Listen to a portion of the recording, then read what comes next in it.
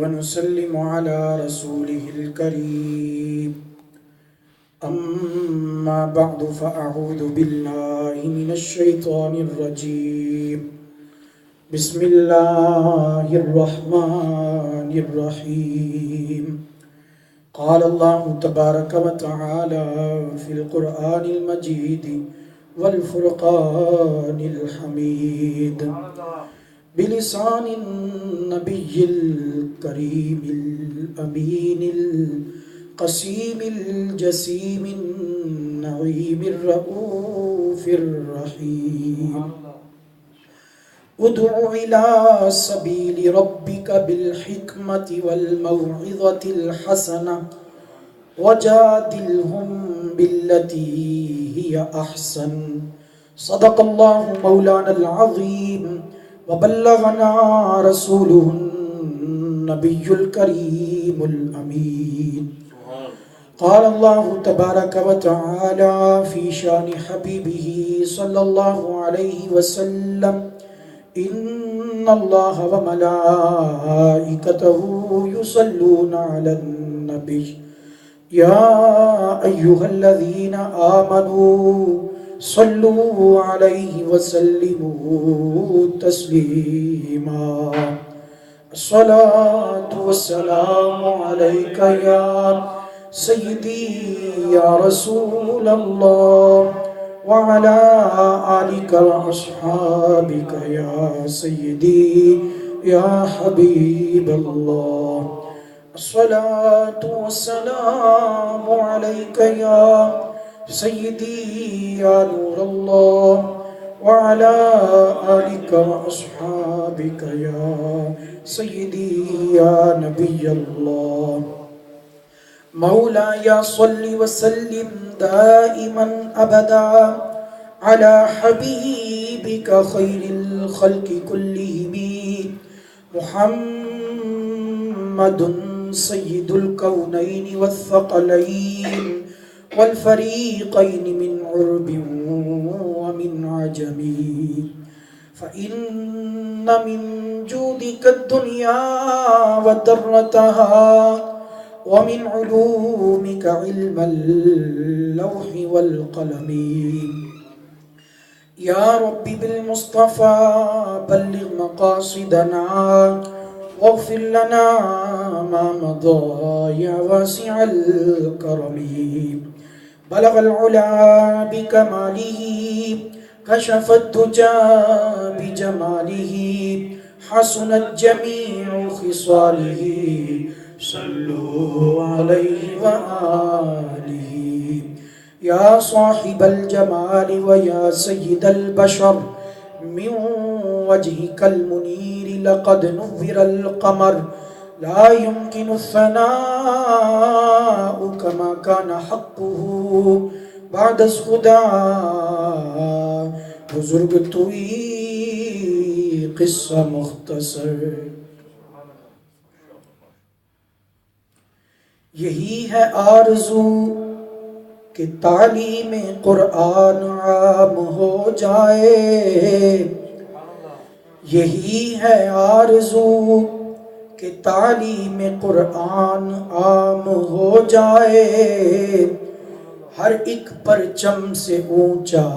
پرچم اسلام ہو جائے ہر ایک پرچم سے اونچا پرچم اسلام ہو جائے بزرگان محترم معزز سامعین حضرات میرے پیارے مسلمان بھائیوں دوستوں اور بزرگوں اللہ جل جلالہ وَأَتَمَّ بُرْحَانُهُ وَأَعْظَمَ شَانُهُ وَلَا إِلَٰهَ غَيْرُهُ کی حمد و ثنا کے بعد اور سید الرسل ختم الرسل مولائے کل عالم کل خبیر کل وارث کل شہید کل سلطان کل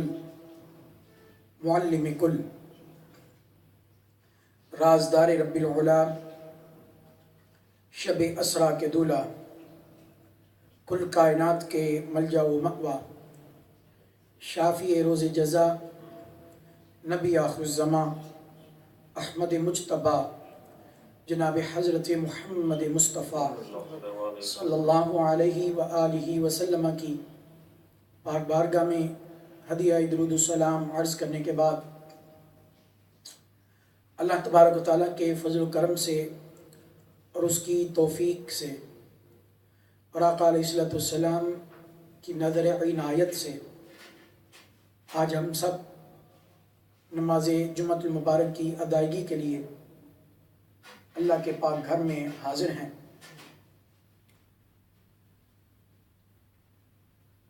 گزشتہ جمعۃ المبارک کی خطبہ میں دعوت دین اور دعوت خیر کی اہمیت، فضیلت اور برکات بیان کی گئی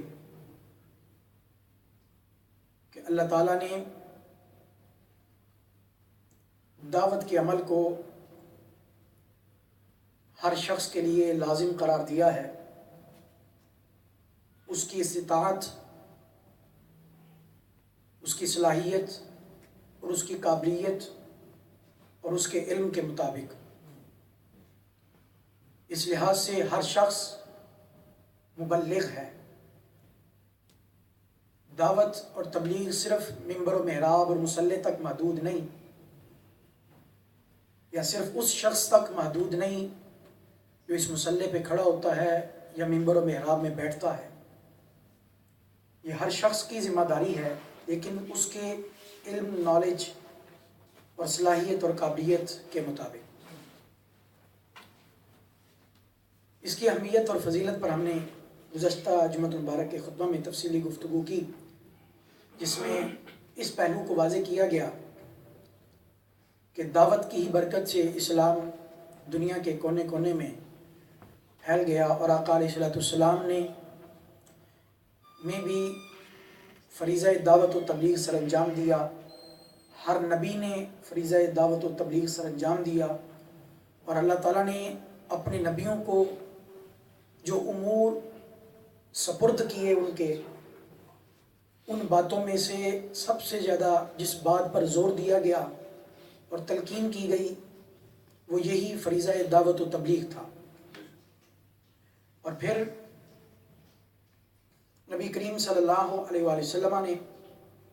ارشاد فرمایا کہ الدال علی الخیر کفاعلہ۔ دعوت کی اہمیت اس قدر ہے کہ آقا علیہ السلام نے فرمایا کہ نیکی کی طرف لگانے والا، نیکی کی طرف رہنمائی کرنے والا نیکی کرنے والے کی طرح ہوتا ہے۔ اور قرآن مجید میں بھی اللہ تبارک و تعالیٰ نے ارشاد فرمایا وَلْتَكُمْ مِنْكُمْ أُمَّةٌ، ایک ایسی جماعت بھی ہونی چاہیے، ایک ایسا گروہ بھی ہونا چاہیے، يَدْعُونَ إِلَى الْخَيْرِ، جو بطور خاص دعوت کا کام کرے، لوگوں کو خیر کی طرف، بھلائی کی طرف، نیکی کی طرف لگائے۔ وَيَأْمُرُونَ بِالْمَعْرُوفِ وَيَنْهَوْنَ عَنِ الْمُنْكَرِ، اچھی باتوں کی وہ تعلیم دے اور پھر برائی کی باتوں سے وہ روکے۔ قرآن نے کہا وَأُولَٰئِكَ هُمُ الْمُفْلِحُونَ، یہی کامیاب اور کامران گروہ ہے اور بامراد گروہ ہے، فلاح پانے والا گروہ ہے۔ تو اس والے سے آج کے اس جمعۃ المبارک کے خطبہ میں ہم نے اسی موضوع کے ساتھ جوڑتے ہوئے ہم نے بات کرنی ہے کہ جو اس فریضے کو سر انجام دیتا ہے، جو دعوت کا کام کرتا ہے یا جو تبلیغ کا کام کرتا ہے، اس کے لیے قرآن اور حدیث نے کیا اوصاف بیان کیے، کہ اس کے اندر کیا خوبیاں ہونی چاہیے کہ اس کی دعوت مؤثر بن جائے اور اس کی دعوت نتیجہ خیز ہو، اس کے ریزلٹس ملیں، نتائج ملیں اور اثر پذیر ہو اس کی دعوت۔ تو یہ کیسے ممکن ہے؟ تو اس والے سے ضروری ہے کہ جو قرآن و حدیث میں ایک داعی، دعوت دینے والے اور تبلیغ کرنے والے کے لیے جو خوبیاں بیان کی گئی ہیں، جب تک ایک فریضہ دعوت سر انجام دینے والا ان خوبیوں کو اپنائے گا نہیں، اتنی دیر تک اس کا یہ عمل دعوت جو ہے یہ کامل قرار نہیں پائے گا، اور یہ ثمر آور یعنی نتیجہ خیز نہیں ہوگا، وہ بغیر نتیجے کے ہوگا، اس کے نتائج نہیں ملیں گے۔ اگر دائی یہ چاہتا ہے کہ میری دعوت کے، میری تبلیغ کے مجھے نتائج ملیں، ریزلٹس ملیں، تو اس کے لیے ضروری ہے کہ پھر وہ ان چیزوں کو اپنائے جو قرآن مجید نے ایک دائی کے لیے ضروری قرار دی۔ تو آج ہم انہی چند خوبیوں کا ذکر قرآن و حدیث کی روشنی میں کریں گے کہ جو ایک دائی کے لیے جن خوبیوں کا ہونا ضروری ہے۔ بہت ساری خوبیاں ہیں، سب کو تفصیلاً ایک بیان میں یا ایک خطاب میں بیان نہیں کیا جا سکتا۔ چند خوبیوں کا تذکرہ اختصاراً آپ کی خدمت میں پیش کرتا ہوں تاکہ میری اور آپ سب کی اصلاح ہو سکے۔ سب سے پہلی جو اہم ترین خوبی ہے